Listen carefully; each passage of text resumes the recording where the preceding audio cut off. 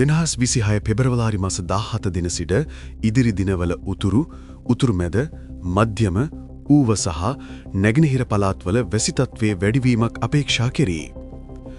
උතුරු මැද මධ්‍යම ඌව සහ නැගෙනහිර පළාත්වලත් හම්බන්තොට දිස්ත්‍රික්කයේත් විටින් විට වැසි ඇතිවේ.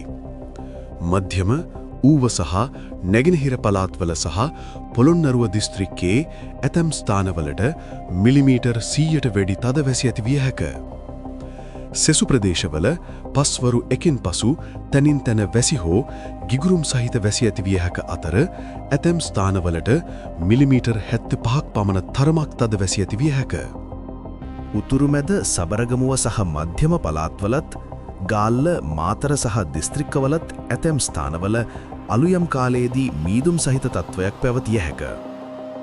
ගිගුරුම් සහිත වැසි සමග ඇතිවිය හැකි తాවකාලික තද සුළං වලින් සහ අකුණු මගින් සිදුවන අනතුරු අවම කර ගැනීමට අවශ්‍ය පියවර ගන්නා ලෙස කාරුණිකව ඉල්ලා සිටී. මෙවැනි දිනපතා කාලගුණ නිවේදන දැනුවත් වීම සඳහා අප channel එක subscribe කරන්න. අලුත් වීඩියෝ එකකින් නැවත හමු වෙමු. සුබ දවසක්.